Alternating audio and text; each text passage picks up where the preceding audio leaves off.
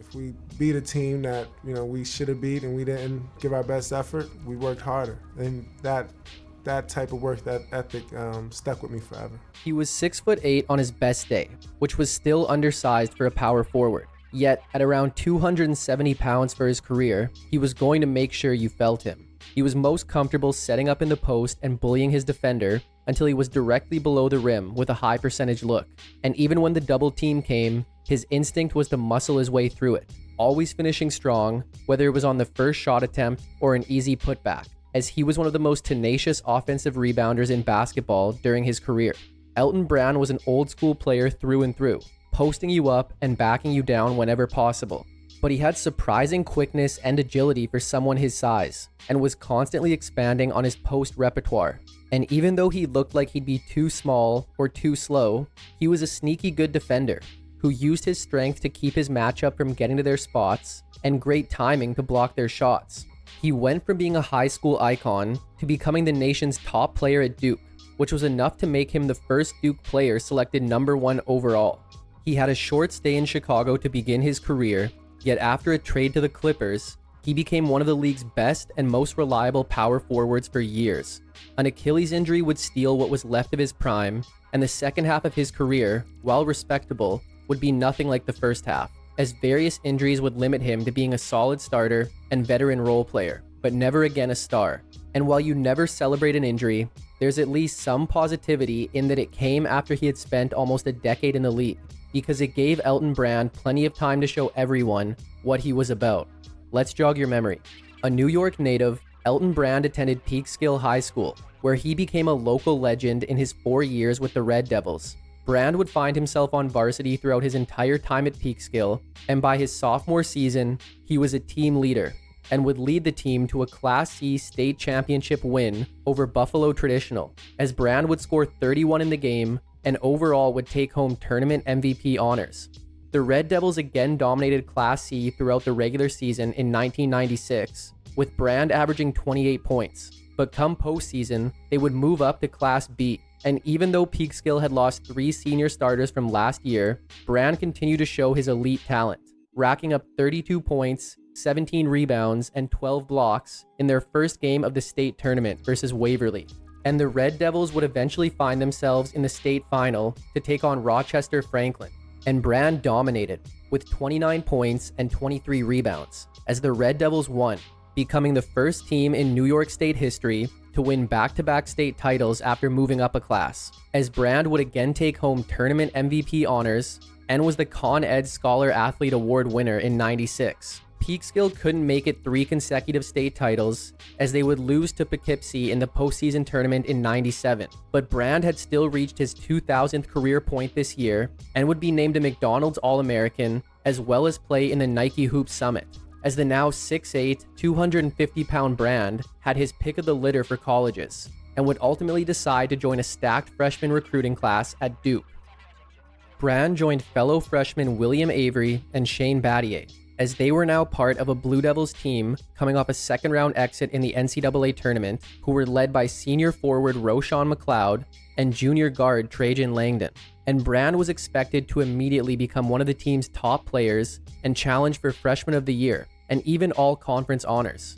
And that was exactly what he was doing, as after 11 games, he was averaging a team-leading 16 points and 7 rebounds for a Blue Devils squad ranked number 3 in the nation with a 10-1 record. But then during a late December practice, Brand would break his foot, initially being billed as an injury that would end his freshman year.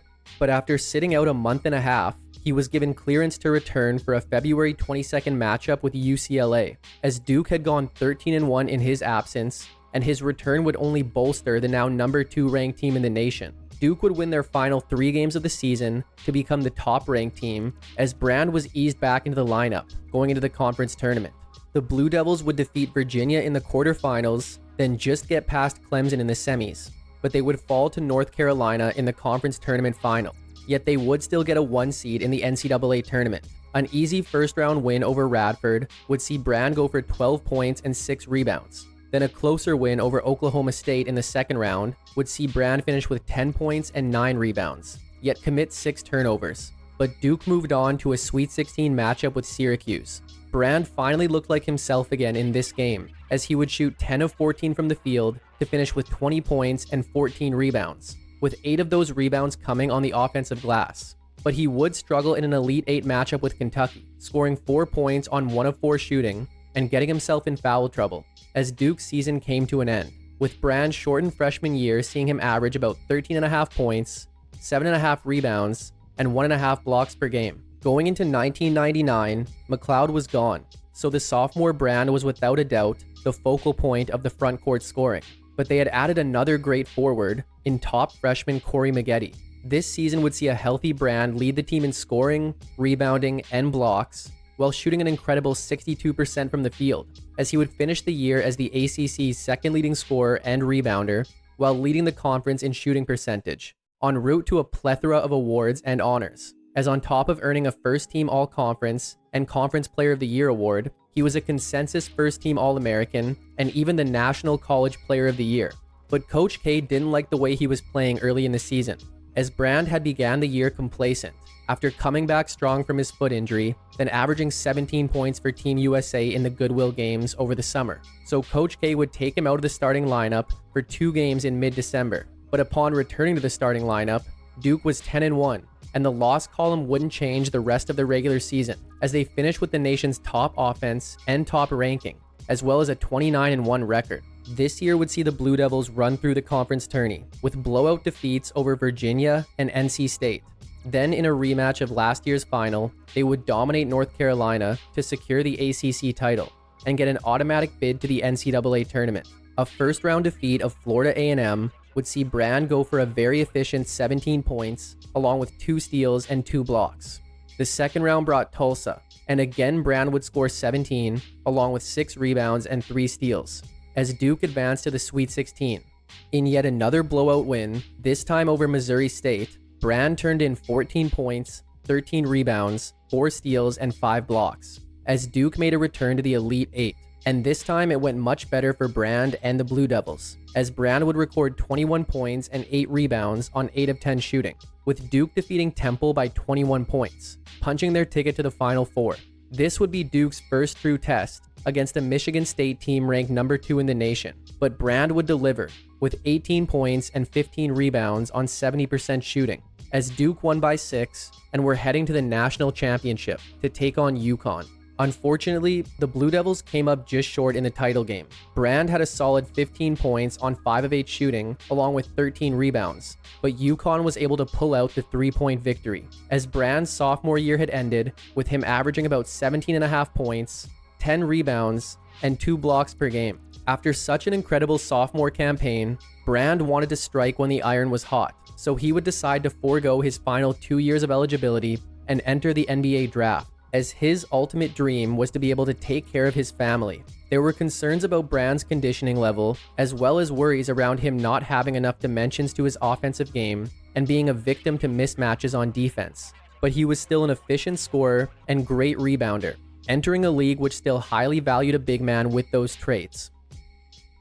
With the first pick in the 1999 NBA draft, the Chicago Bulls select Elton Brand from Duke University. The Brand selection would make him the first Duke Blue Devil to go number 1 overall, and also would make him the first player with star potential that the Chicago Bulls had brought in since Michael Jordan's retirement. And to make it a little sweeter for Brand, 15 picks later, the Bulls would select his former AAU teammate and longtime friend Ron Artest. After a decade of dominance, the Bulls were coming off a 13-37 season and were coached by the second-year Tim Floyd. They featured one holdover from their second three-peat in Tony Kukoc, but he was shipped out around the trade deadline, leaving Brand and Artest as the clear future of the team. And Brand quickly looked like a future star. He would appear in 81 games, starting 80 of them, and getting 37 minutes a night. And even with all the defensive focus on him, he would lead the Bulls in scoring, rebounding, and blocks, while shooting over 48%. He would hit double figures in 77 games, including 41 games with at least 20, and would even drop a career-high 44 points on 16 of 21 shooting, along with 12 rebounds in an April 13th loss to Washington. as this would be one of his 42 double-doubles this year. He was one of the league's top rookies all season and would get voted to the Rookie Challenge at All-Star Weekend, where he would take home the game's MVP, as among all rookies this season, Brand would lead them in scoring, rebounding, and blocks, and would even be a top 20 scorer and top 10 rebounder in the league, as well as act as one of 6 players in the NBA to average at least 20 and 10, with his 348 offensive rebounds being the most in the NBA. So naturally, with Brand being one of the best players in the entire league, he would be recognized as one of its best rookies, as he would share Rookie of the Year honors with Steve Francis. But the Bulls as a whole were among the league's worst, as they would finish with the NBA's second lowest win total at just 17, which wouldn't be getting them a playoff appearance, as Brand's rookie year ended with him averaging about 20 points, 10 rebounds, and 1.5 blocks per game. 2001 wouldn't be much better for the Bulls, but after featuring the league's worst offense last year, they would bring in Ron Mercer this year. Brand would again lead the team in scoring, rebounding, and blocks, on numbers that were almost identical to last year, with the one exception being that Brand nearly doubled his assist mark from last season and would average 3.2 per game this year. Brand would record double figures in 71 games and have 39 games with at least 20, while recording 37 double-doubles, including his first 20 and 20 game, when he had 22 points and 21 rebounds in a February 20th loss to Milwaukee, as Brand would again be one of the league's premier rebounders, finishing top 10 in rebounds per game and top 5 in total offensive rebounds. And while Chicago wasn't expected to be challenging for a playoff spot just yet, they were expected to improve in 01, but that would not be the case at all, as they would enter the All-Star break sitting at 6-42 and on a 16-game losing streak. Then they would end the season by dropping 12 of their final 15 games, overall finishing with a league-worst 15-67 record, as year 2 had seen Brand average about 20 points, 10 rebounds, and 1.5 blocks per game. But going into the 02 season, the Bulls looked completely different. Yet surprisingly, Brand was no longer there. Chicago had drafted high schooler Eddie Curry 4th overall, but GM Jerry Krause was also enamored with 2nd overall pick Tyson Chandler, another high schooler. So he would pull off a draft day trade, which saw him send Brand to the Los Angeles Clippers for the rights to Chandler. And while Chandler was high potential, it was a confusing move, as Brand was an established 20 and 10 guy, with all reports saying that he was a model teammate, great locker room presence, and was likely to re-sign when his rookie deal was up. So while it didn't make a lot of sense, the deal was done, and Brand was heading west to join another up-and-coming team. The Clippers looked to be collecting members of the 1999 NBA draft, as along with Brand, they featured Lamar Odom and Brand's former Duke teammate Corey Maggette, while also employing 2 exciting second-year wings in Quentin Richardson and Darius Miles. So the future looked bright in LA, and Brand was expected to lead the way. The rugged old-school Brand was the perfect contrast to the flashy above-the-rim play of the earlier mentioned players, as Brand became the guy that they could get the ball to when they needed a bucket. And although Brand's scoring took a bit of a dip, it was more so due to the Clippers having a lot more mouths to feed. And after shooting about 48% during his time in Chicago, his first year in LA saw him shoot nearly 53%, as he would still act as the Clippers' leading scorer and would also lead them in rebounding on a career-high 11.6 per game, which was a top 5 mark in the league. And many of those came on the offensive glass, as his career-high 396 offensive rebounds would be the most in the NBA. And on the defensive end, Brand led the team with 2 blocks per game, while also averaging a steal. Brand would play and start in 80 games, hitting double figures in 69 of them, and recording 55 double-doubles, with 2 of those being 20 and 20 games, including a career-high 23 rebounds to go along with 27 points in a February 25th defeat of Memphis, and he would even record 3 games with at least 10 offensive rebounds. And although his numbers weren't much different from his time in Chicago, he was one of the league's most efficient players this year on a team that was making some noise, which would help him get the recognition he needed to garner his first All-Star selection. The Clippers had been slowly progressing for years, and their 39 wins in 02 would be their highest win total in a decade, yet it still wouldn't be enough for the postseason, as Brand's year had ended with him averaging about 18 points, 11.5 rebounds, and 2 blocks per game.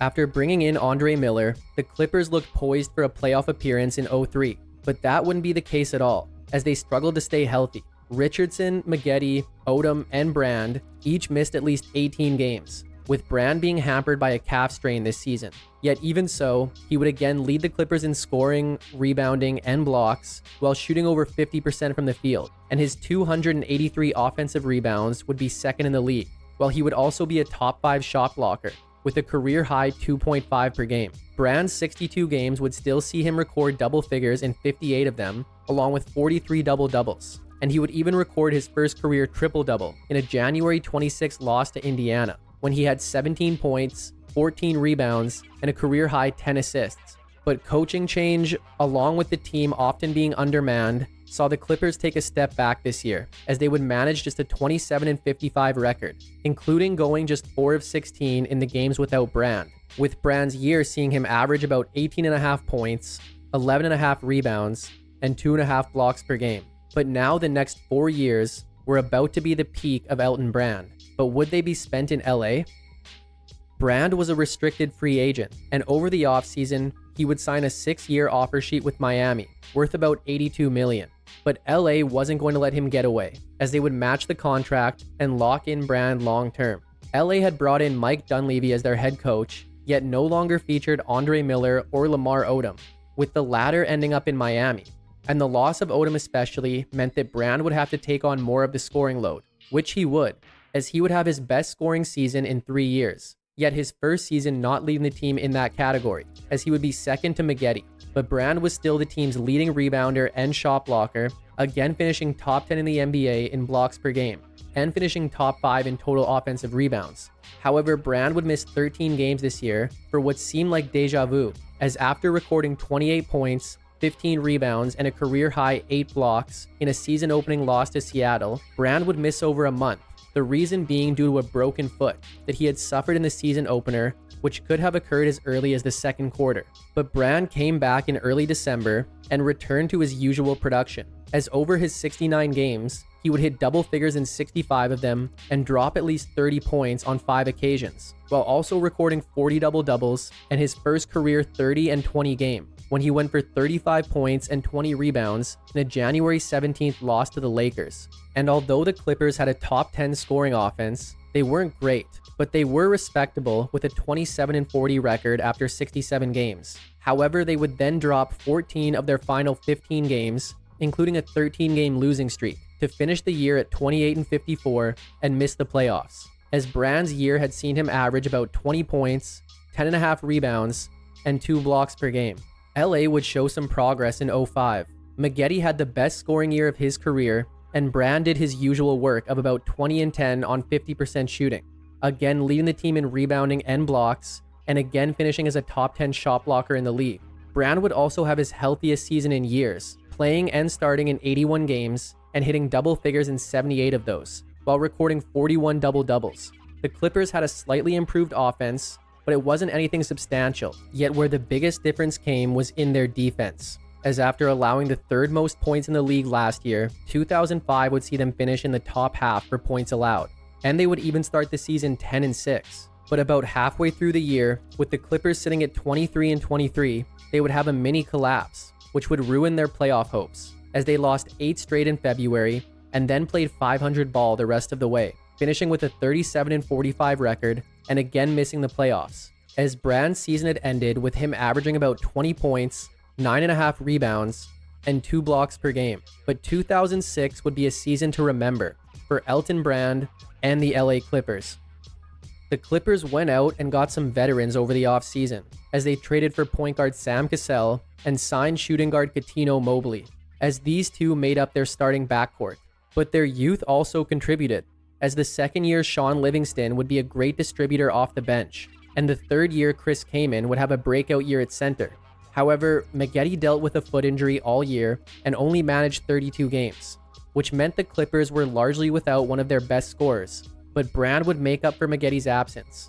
The 8th-year forward would turn in the greatest season of his career, as he would lead the Clippers in scoring, rebounding, and blocks, while shooting nearly 53% from the field. His 24.7 points per game would be a career high, and he would be a top 10 rebounder in the league, as well as a top 5 shot blocker, while also finishing top 10 in both offensive and defensive win shares, as this season would see Brand hit double figures in each of the 79 games he appeared in, while scoring at least 30 in 25 games, and tying his career high of 44 on over 65% shooting in a February 10th defeat of Memphis.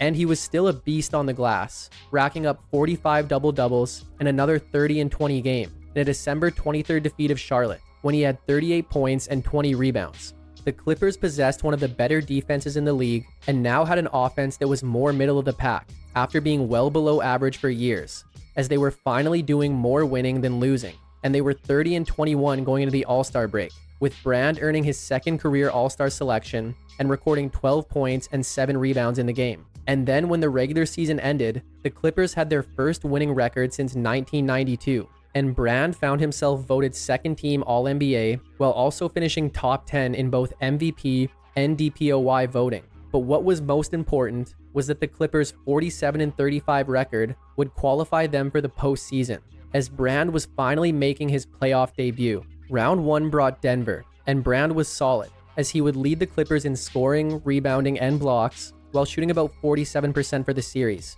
He started the series great, averaging 20 points, 9.5 rebounds, and 3.5 blocks over the first 2 games, as the Clippers would win both and go to Denver up 2-0, but he would struggle over the next 2, averaging only 14 points, 9 rebounds, and half a block, while shooting below 38%.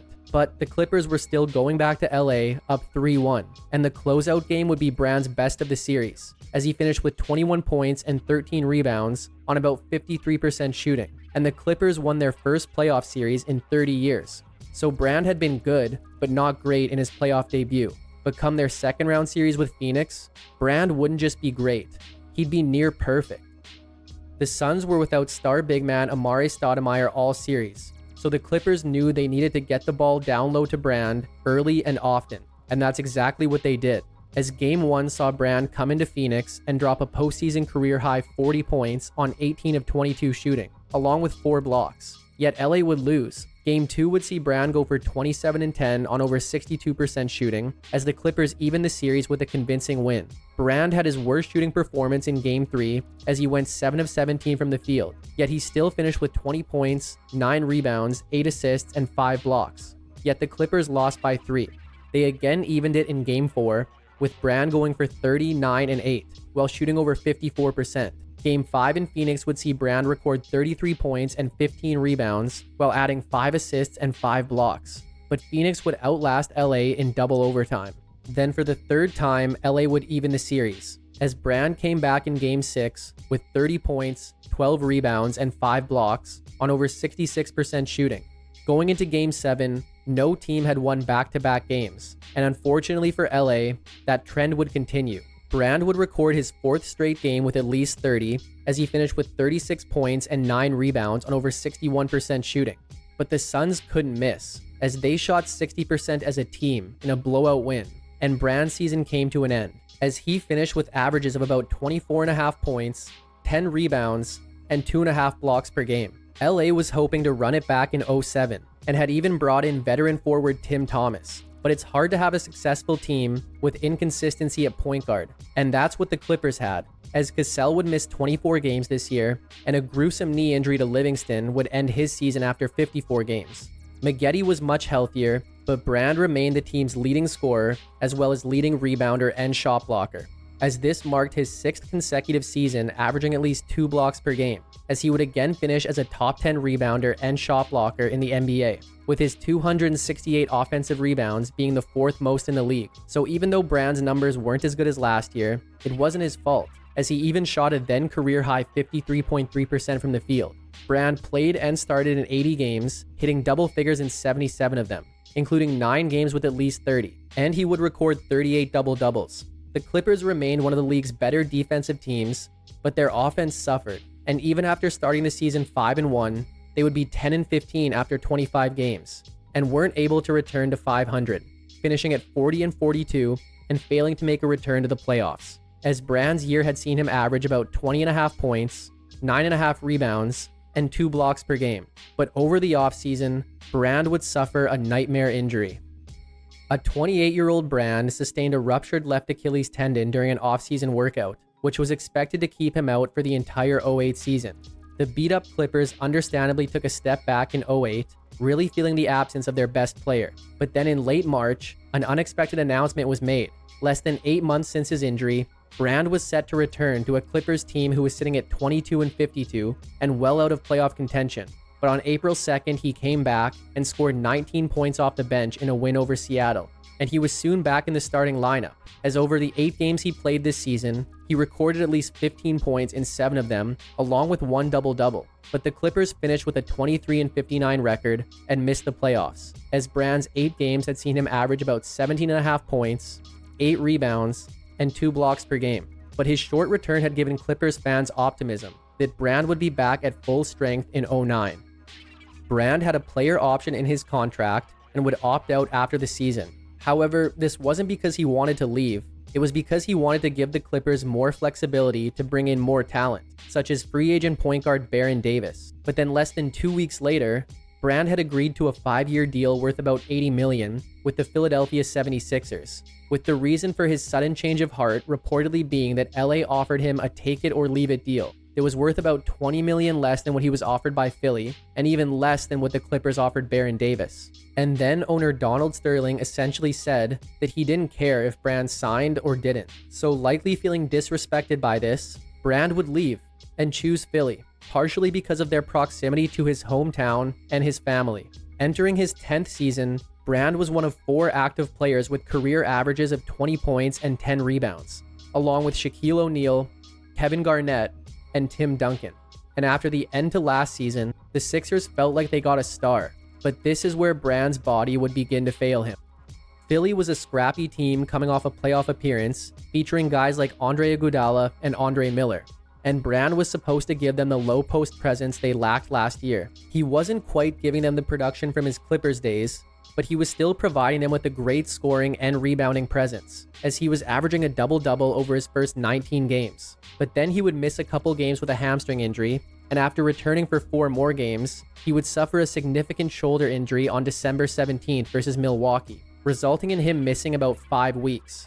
He returned in late January, but was obviously still very bothered by his shoulder. So after 6 games, it was announced he would be undergoing surgery, which would end his season, for a 41-41 Sixers team who lost to Orlando in round 1, as Brand's 29 games had seen him average about 14 points, 9 rebounds, and 1.5 blocks per game. Miller was gone going into 2010, but Brand had plenty of time to heal, and it was hoped he would come back strong and also help with the development of a second-year Thaddeus Young. Brand began the season as a starter, but didn't look great, as the Sixers went 5-9 with him in the starting lineup. But then from mid-December to late January, Coach Eddie Jordan would bring Brand off the bench for 17 games, and in that time, he provided the Sixers with great minutes and efficient scoring, which would earn him a return to the starting lineup for his final 39 games. Yet he wasn't able to maintain the same efficient production over this time.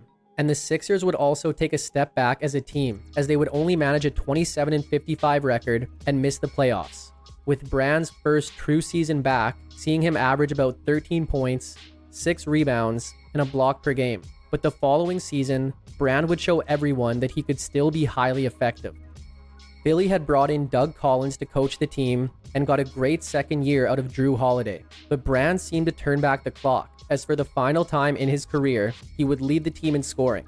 And although they were lower than the numbers he was used to, he was still averaging 15 points a game, while also acting as the team's leading rebounder and shot blocker, and shooting over 51%. And overall, Brand just looked to be moving better this season. He finally looked like he was playing healthy and was just happy to be back on the court, as this year would see him play and start in 81 games at nearly 35 minutes a night, as he would hit double figures in 69 games and even record a 33-point, 16-rebound performance in a February 4th defeat of New York, which marked one of his 24 double-doubles. And he was again cleaning up on the offensive glass, finishing top 10 in the league in total offensive boards. And with the Sixers featuring a slightly below average offense and a slightly above average defense, it made sense for them to finish at 41-41. Yet this would be enough for a playoff spot and a matchup with Miami and their new Big Three. Brand again acted as the team's leading scorer and rebounder in the postseason, while shooting nearly 55% from the field. He would record 4 games in double figures, 3 with at least 20 points, and 2 double-doubles. But his most memorable play came in the final seconds of Game 4, as with the Sixers down 3-0 in the series and clinging to a 2-point lead with less than 5 seconds left, Brand would block the game-tying shot attempt of LeBron James, as the Sixers would hold on to avoid the sweep. but would eventually lose the series in 5, as Brand's season ended with him averaging about 15 points, 8.5 rebounds, and a block and a half per game. The lockout-shortened 2012 season would see Brand remain in his starting role, as he would play and start in 60 games. And while he was still solid, his minutes and production declined. However, he would still hit double figures in 36 games, including 5 games with at least 20, and would record 11 double-doubles.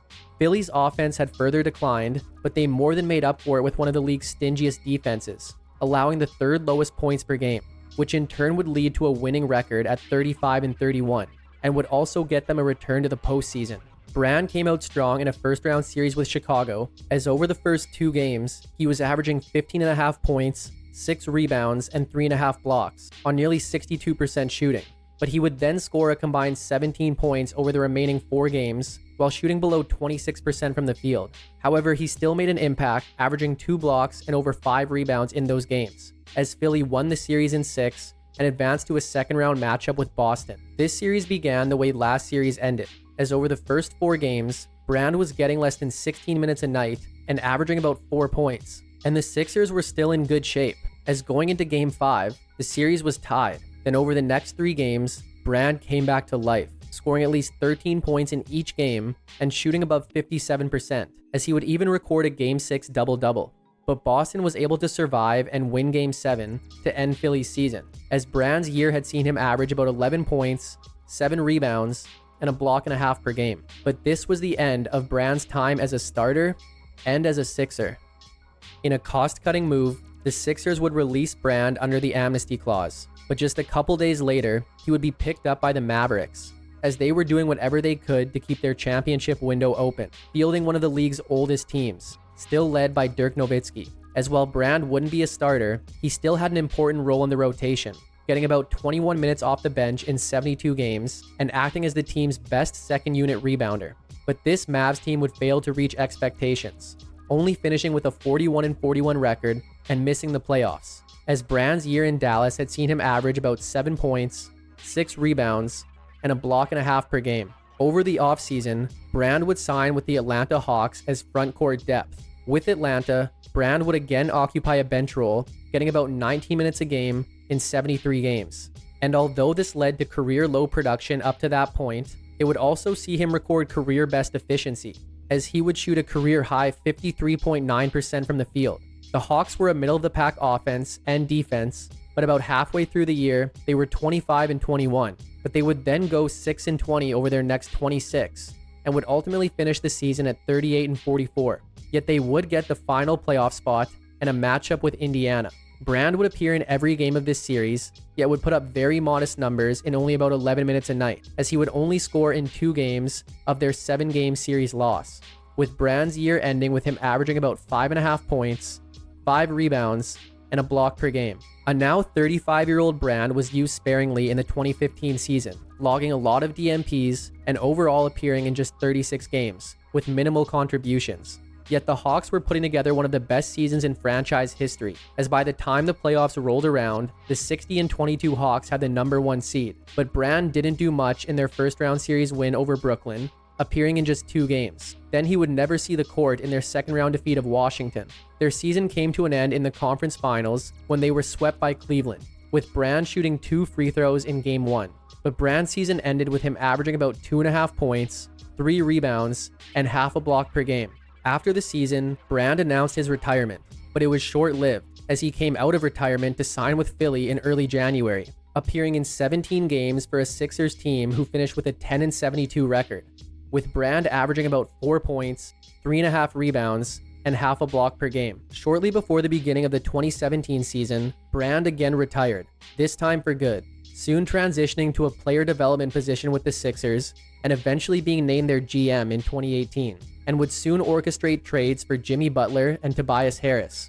But his hot start cooled quick, as he would later sign Harris and Ben Simmons to big contracts, while letting Butler walk in free agency. But as of 2024, he remains the Sixers GM. Elton Brand's career is understandably overlooked. He was a power forward in the West, whose prime coincided with the primes of Kevin Garnett, Tim Duncan, and Dirk Nowitzki. He played an old-school game and wasn't flashy. He put up his numbers through tough, bruising play, so it makes sense that he became overshadowed. But production is production, and over the first decade of his career, Brand's numbers were as good as anyone's. But it didn't translate to success, as the teams he played on rarely made the postseason. But when he did finally get there, he made his mark. However, his best years with Chicago and LA were largely filled with losing. Then the second half of his career post-injury saw a lot more team success, but he wasn't the main factor in that success. Yet he still came back from a couple years of severe injuries and continued to produce in any role that he was given. There's a lot of underrated guys throughout history, but Brand is one of the most important because he played on both ends, showed a commitment to improvement, and had to rely on outworking his opponent as his biggest advantage. And while his front office performance has tainted his reputation, EB's legacy as a player needs to be fondly remembered. But that's it for today's episode on Elton Brand. Hope you enjoyed it, and make sure to subscribe for more videos like this one. If you liked it, check out this one on his LA and Philly teammates, or this one on one of his draft mates. Thanks for watching, and see you next time.